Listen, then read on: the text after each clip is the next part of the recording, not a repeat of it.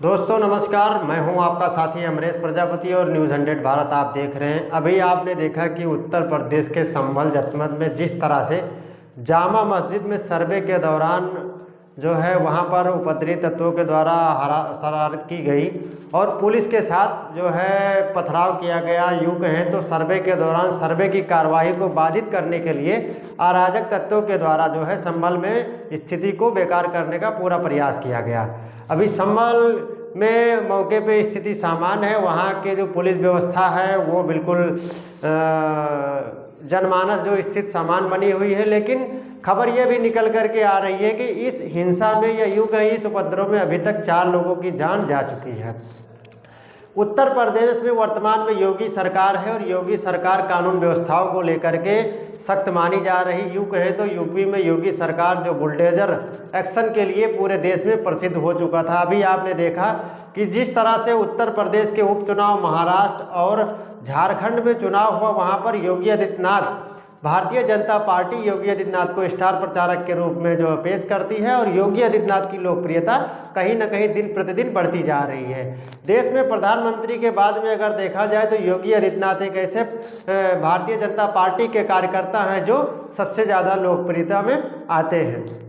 बात हम संभल करेंगे। संभल में जिस तरह से जामा मस्जिद में सर्वे के दौरान सर्वे की कार्यवाही को बाधित करने के लिए अराजक तत्वों को द्वारा जो वहां पर शरारत की गई, ईंटें पथराव की गए, आगजनी की घटनाओं को अंजाम दिया गया। यूँ कहें तो कई प्राइवेट गाड़ियां, उसमें मोटरसाइकिल, मारुति कार, 4 पहिया वाहन, पुलिस ने यह भी दावा किया है कि जो भी पुलिस के कर्मचारी थे या जो उनका निजी वाहन था और उस वाहन पर अगर पुलिस का स्टिकर जो लगा हुआ था तो अराजक तत्वों के द्वारा उसको भी आग के हवाले कर दिया गया है।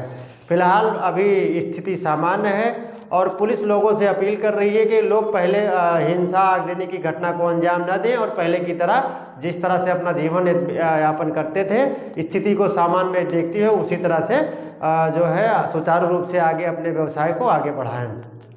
अब खबर ये भी निकल करके आती है कि जिस तरह से पूरे प्रदेश में एक माहौल बनाया जा रहा है, वहीं समाजवादी पार्टी ने ये कहा कि जो है भारतीय जनता पार्टी मुद्दों से ध्यान भटकाने के लिए जो है वहाँ पर सर्वे करवाने पहुँच गई। अगर सर्वे ही करना था, अखिलेश यादव का कहना है कि अगर सर्वे ही करना था तो सुबह सुबह सर्वे करवाने के लिए जाने की क्या ज़रूरत थी। बिना तैयारी के संभल पुलिस वहाँ पर पहुँच गई। अब सवाल ये उठता है कि अगर संभल पुलिस बिना तैयारी के वहाँ पहुँच गई तो पुलिस ने भीड़ को नियंत्रित कैसे किया? अगर पुलिस के पास कोई तैयारी नहीं थी तो वहाँ पर पुलिस ने भीड़ को नियंत्रित कैसे किया?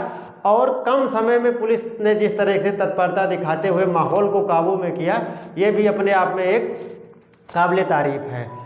अब जामा मस्जिद का विवाद क्या है, ये काफ़ी दिन से चल रहा है और कोर्ट के आदेश पर यह सर्वे किया जा रहा है और मुस्लिम पक्ष तो मस्जिद वहाँ पर बनी हुई है, हिंदू पक्ष ये दावा करता है कि जामा मस्जिद जो है ये हिंदुओं की है और इसे तोड़ करके मस्जिद बना दिया गया है। जिस तरह से अयोध्या में आपने देखा कि राम मंदिर का जो प्रकरण चला और माननीय सुप्रीम कोर्ट के आदेश के बाद में वहाँ पर भव्य राम मंदिर का जो है निर्माण हुआ और अभी वर्तमान में यूपी सरकार योगी आदित्यनाथ के द्वारा भव्य दीपोत्सव का कार्यक्रम किया गया। अब संभल की घटना को लेकर के तरह तरह की बयानबाजी हो रही है। विपक्ष के नेता इसे कह रहे हैं कि भारतीय जनता पार्टी चुनावी मुद्दे में जो अपना स्कैम किया है, या यूँ कहें कि उत्तर प्रदेश में उपचुनाव में जिस तरह से यूपी पुलिस ने मतदाताओं के साथ जो दुर्व्यवहार किया है, यूँ कहें तो समाजवादी पार्टी के नेताओं का यह भी आरोप है कि उत्तर प्रदेश में जो यूपी पुलिस है वो समाजवादी पार्टी मतदाताओं को है पोलिंग बूथ पर न जाने के लिए अनेकों प्रयास किए। यूँ कहें तो जाति विशेष के लोगों को वोट डालने से यूपी पुलिस ने रोका। अब सवाल उसमें यह भी बनता है, अभी संसद का शीतकालीन सत्र भी शुरू होने जा रहा है। अभी कल चंद्रशेखर आजाद समाज पार्टी काशीराम के जो राष्ट्रीय अध्यक्ष और नगीना से सांसद चंद्रशेखर आज़ाद ने ये कहा था कि हम संभल में जाएंगे, लेकिन वहाँ पर जिलाधिकारी के द्वारा ये निर्देश दिया गया है कि किसी भी राजनीतिक व्यक्ति हो, चाहे कोई संगठन का व्यक्ति हो, बिना अनुमति के वो संभल में प्रवेश नहीं कर सकता है।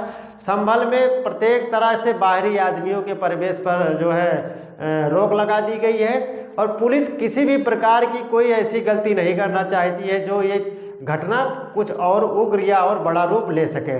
पूरे देश में जो है इस घटना को लेकर के प्रत्येक राज्य और जनपद, खासकर यूपी की प्रत्येक जिले के जो पुलिस कप्तान हैं उनके मुख्यमंत्री योगी आदित्यनाथ और डीजीपी यूपी के द्वारा सख्त निर्देश दिया गया है।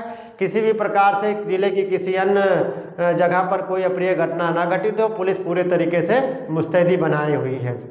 वहीं भारतीय जनता पार्टी और की सांसद कंगना रनौत भी इस मुद्दे में कूद चुकी है और उन्होंने कहा था कि जो माननीय मुख्यमंत्री योगी आदित्यनाथ ने नारा दिया था कि कटोगे और बटोगे, और प्रधानमंत्री जी ने कहा था एक है तो सेफ है। आप देख रहे हैं किस तरह से संभल में जो है वहाँ पर किस तरीके से हिंदू पक्षों के ऊपर, या यूँ कहें तो संभल में जो है शरीयत कानून को लागू करने का प्रयास किया जा रहा है। और कंगना रनौत कई बार अपने बयानों को लेकर के भी चर्चा में रहती हैं। उन्होंने किसान आंदोलन पे लेकर के जो बयान दिया था आप सबने देखा, और उनको एयरपोर्ट पे किस तरह से उनके साथ वहाँ पर जो सुरक्षा में तैनात महिला ने उनके साथ दुर्व्यवहार किया था।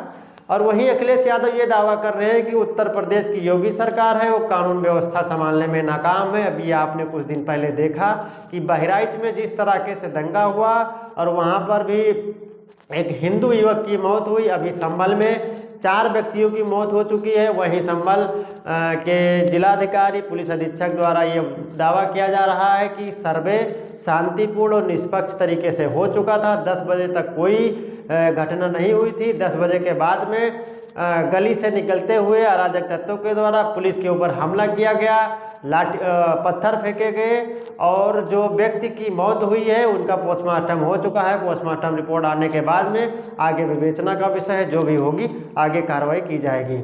आप हमारे इस चैनल पर बने रहें। खबर में कैसा लगा आप कमेंट करके अपनी प्रतिक्रिया बताएं। चैनल को लाइक करें, शेयर करें, सब्सक्राइब करें। जय हिंद।